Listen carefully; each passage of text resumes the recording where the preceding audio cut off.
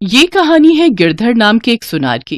गिरधर की आदत थी रोजाना सुबह भगवान शिव की पूजा आराधना करके गल्ले पर बैठना। वो भगवान शिव की पूजा तो करता था, पर कभी भी कोई जरूरतमंद गरीब या फिर कोई मांगने वाला भिक्षुक उसकी दुकान पर आए तो वो उसे भगा देता था। ओम नमः शिवाय, ओम नमः शिवाय, ओम नमः शिवाय, ओम नमः शिवाय, ओम नमः शिवाय।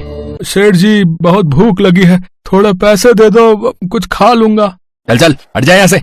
तो जाना सुबह सुबह दिमाग खराब करने के लिए आ जाते हैं, बस दुकान खोलने की देर है, इन भिखमंगों की लाइन लग जाती है। चल। वो भिखारी वहाँ से खाली हाथ लौट गया। तभी गिरधर का दोस्त आ गया। क्या बात है गिरधर, तू इतना गुस्से में क्यों है? अरे क्या करूं यार, दुकान खोली नहीं कि ये भिखारी मांगने आ जाते हैं। ये बाजार में हर समय भिखारी घूमते रहते हैं, बहुत परेशान किया हुआ यार इन्होंने। चल छोड़ गुस्सा, कोई बात नहीं, एक कप चाय पिला यार। हाँ अभी मंगवाता हूँ। गिरधर अपने दोस्त के लिए चाय मंगवा लेता है। अब भगवान शिव तो भले ही भोले भाले हैं, पर अपने किसी भक्त को गलत राह पर वो नहीं जाने देते। कैलाश पर बैठे वो सारा नजारा देख रहे थे। क्या हुआ भोलेनाथ, आप मंद मंद मुस्कुरा क्यों रहे हैं? देवी पार्वती, वो देखो मेरा भक्त गिरधर, वो मेरी पूजा बहुत मन से करता है, पर वो ये नहीं जानता कि मेरी असली पूजा तो गरीब और बेसहारा लोगों की सहायता करने से है, क्योंकि धरती के प्रत्येक प्राणी में मेरा वास है। अभी कुछ देर पहले ही उसने एक जरूरतमंद को अपने द्वार से खाली हाथ ही लौटा दिया। प्रभु, फिर तो आपको अपने भक्त को सही मार्ग पर लाना ही होगा। देवी पार्वती, मैं गिरधर के द्वार पर अवश्य जाऊंगा। अब वो तो उसे देखना है कि वो मुझे पहचान पाता है या फिर नहीं। भगवान शिव एक भिखारी का भेष बना लेते हैं और गिरधर के पास पहुंचते हैं। गिरधर उस समय दुकान पर भगवान शिव की पूजा ही कर रहा था।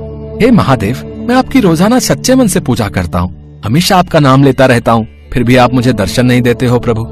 प्रभु, मेरी इच्छा है कि आप मुझे दर्शन दो, मैं आपके दर्शन पाना चाहता हूँ प्रभु। ओम नमः शिवाय, ओम नमः शिवाय, ओम नमः शिवाय। बेटा, आज सुबह से कुछ भी नहीं खाया है, थोड़ी मदद कर दो तो मैं कुछ खा लूंगा। लो, फिर आ गया एक और मांगने के लिए। मैं तो सच में परेशान हो गया हूँ, ठीक से थोड़ी देर पूजा और मंत्र जप भी नहीं कर सकता। ये दुकान खुली नहीं कि मांगने के लिए दुकान के सामने खड़े हो जाते हैं। अरे चलो चलो चलो चलो जाओ यहाँ से, सुबह सुबह दिमाग मत खराब करो। ओम नमः शिवाय, ओम नमः शिवाय। मुझे तो खाली हाथ लौटा रहे हो बेटा, अगर भगवान शिव स्वयं तुम्हारे द्वार आ गए तो तुम उन्हें खाली हाथ लौटा दोगे? अरे भगवान शिव ऐसे नहीं आते हैं, वो जब आएंगे ना तो मेरी दुकान उनके रूप और तेज से चमकने लगेगी। बहुत सुंदर रूप है उनका, साक्षात महाकाल है वो, महाकाल। हाँ, तुझमें और भगवान शिव में बहुत अंतर है। तू ठहरा एक भिखारी और वो है पूरी सृष्टि को चलाने वाले। भगवान शिव है वो, अगर उनके मुझे दर्शन हो गए तो उनकी मैं खूब सेवा करूंगा। हाँ, अगर मैं ये कहूँ कि मुझ में भी उनका ही वास है बेटा, और इस जगत के प्रत्येक प्राणी में उनका वास है, तो क्या तुम फिर भी मुझे कुछ नहीं दोगे? अरे पागल हो गया है क्या है? भगवान शिव तुझ जैसे तुच्छ भिखारी के अंदर वास करेंगे? अरे बिल्कुल नहीं। अरे मैं मान ही नहीं सकता। अरे तुझे भीख मांगनी है ना, इसलिए तू ऐसी बड़ी बड़ी बातें कर रहा है। भगवान शिव ऐसे दर्शन नहीं देते, वो क्या भिखारी बनकर मेरे द्वार पर आएंगे? नहीं नहीं, वो तो बहुत सुंदर रूप में मुझे दर्शन देंगे। तू जानता भी है भगवान शिव कैसे दिखाई देते हैं। कैसे दिखाई देते हैं? कहीं ऐसे तो नहीं? और फिर भगवान शिव अपने वास्तविक रूप में आ जाते हैं। उनमें इतना तेज था कि गिरधर की आंखें उन्हें ठीक से देख भी नहीं पा रही थी।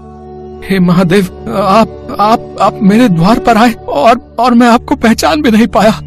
मुझे क्षमा कर दो प्रभु, मुझे क्षमा कर दो। गिरधर, तुम मेरे परम भक्त हो, इसलिए मुझे तुम्हें दर्शन देने तो आना ही था, पर याद रखना मैं सभी प्राणियों में वास करता हूँ। मेरा अनंत स्वरूप हर प्राणी में विद्यमान है, इसलिए सभी प्राणियों का आदर करो। भूखों को भोजन खिलाओ, प्यासों को पानी पिलाओ, दान पुण्य करो। पशु पक्षियों और जानवरों को कभी भी कोई कष्ट मत पहुंचाओ। पशु पक्षियों और जानवरों को कभी भी कोई कष्ट मत पहुंचाओ। सदैव दूसरों की भलाई करो, तभी तुम्हें मेरी पूजा का फल प्राप्त होगा। मैंने भिखारी का भेष इसीलिए बनाया था ताकि मैं तुम्हें सही मार्ग दिखा सकूं। मुझे क्षमा कर दो प्रभु, मैं अब ऐसा कभी नहीं करूंगा, कभी नहीं करूंगा। मेरे द्वार से कभी कोई खाली हाथ नहीं लौटेगा। मैं आपको वचन देता हूँ प्रभु, मुझे आपके दर्शन हो गए, मेरा जीवन धन्य हो गया। हे शिव शंकर, आपकी सदा ही जय हो। जय भोलेनाथ। इसके बाद भगवान शिव वहाँ से अंतर्ध्यान हो जाते हैं। उस दिन के बाद गिरधर के द्वार से कभी भी कोई खाली हाथ नहीं लौटा। इस कहानी से हमें यही शिक्षा मिलती है कि हमें अपने सामर्थ्य के अनुसार निर्धन और जरूरतमंद लोगों की मदद अवश्य करनी चाहिए।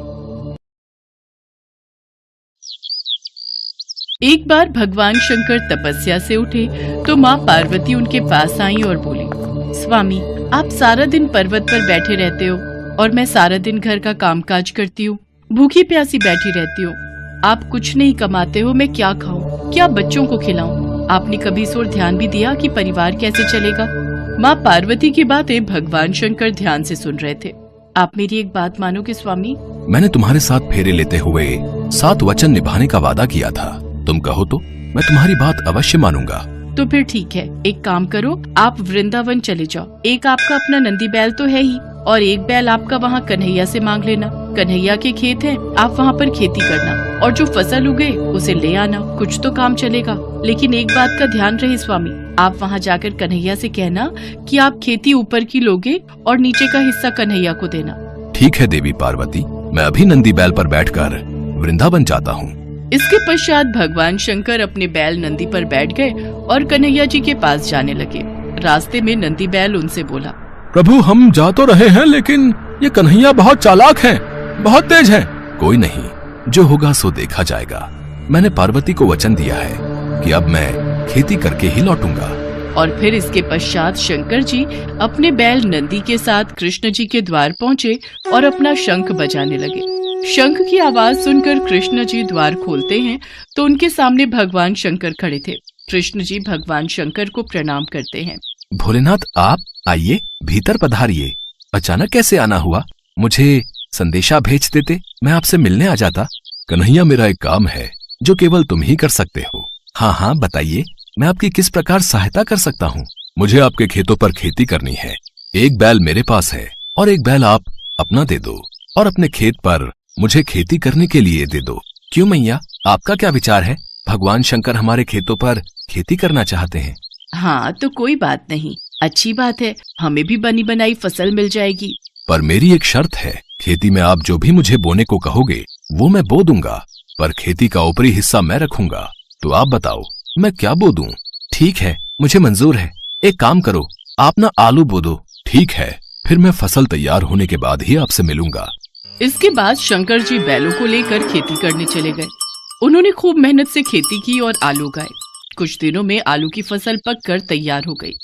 शर्त के मुताबिक शंकर जी और नंदी ने मिलकर आलू के ऊपर की फसल, आलू के पत्ते काटे और गठरी में भरकर कैलाश ले गए। शंकर जी ने बहुत खुशी से पार्वती मैया को वो गठरी दी। पार्वती मैया ने जब गठरी को खोलकर देखा तो वो हैरान हो गई। उस गठरी में तो पत्ते ही पत्ते थे।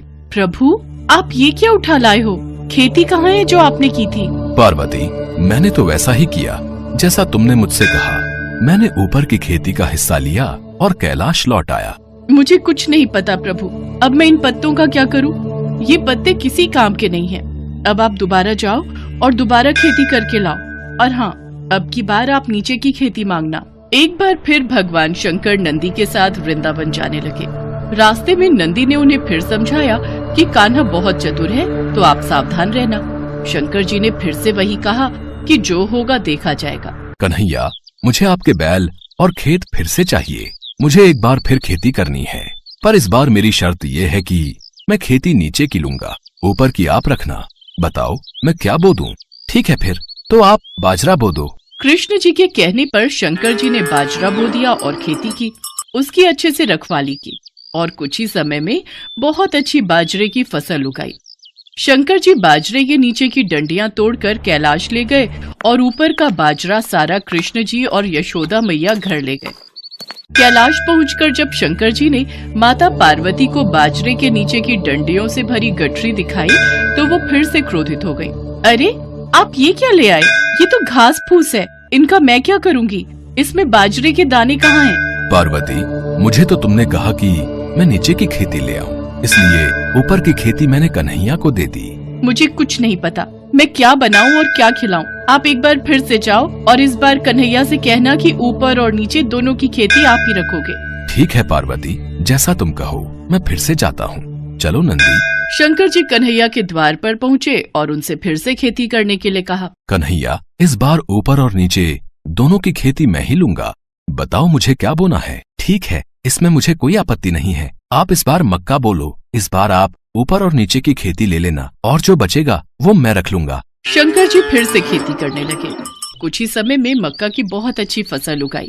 कृष्ण जी यशोदा मैया के साथ मिलकर बीज का हिस्सा यानी कि मक्का तोड़कर घर ले गए और ऊपर और नीचे की फसल भगवान शंकर कैलाश पर्वत पर ले आए। इस बार नंदी और भगवान शंकर बहुत खुश थे कि ऊपर और नीचे की दोनों खेती देखकर माता पार्वती बहुत खुश होंगी। पर जैसे ही उन्होंने माँ पार्वती को खेती की गठरी पकड़ाई, जिसे देखकर माँ पार्वती अपना सिर पकड़कर बैठ गई।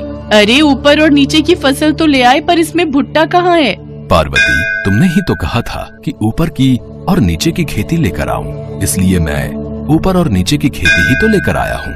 अब मैं भोला भाला जैसा तुमने मुझसे कहा मैंने वैसा ही किया। तभी कृष्ण जी आते हैं। माँ पार्वती, भोलेनाथ बिल्कुल उचित कह रहे हैं। भोलेनाथ को तभी तो भक्त भोले बाबा कहते हैं। भोलेनाथ तो भाव के भूखे हैं। प्रेम से जो भी इनको कुछ भी अर्पित करता है वे ग्रहण कर लेते हैं। आप धन्य हैं भोलेनाथ। माँ पार्वती, भोलेनाथ के द्वारा की हुई खेती मैं ले आया हूँ, इसे स्वीकार कीजिए। माँ पार्वती देखती हैं कि भगवान भोलेनाथ ने तो बहुत ही बढ़िया खेती करके आलू, बाजरा और मक्का उगाया था। वो खुशी से फूली नहीं समाती। कुछ भी कहिए स्वामी, पर आपने नंदी और कान्हा के बैलों के साथ मिलकर बहुत बढ़िया खेती की है।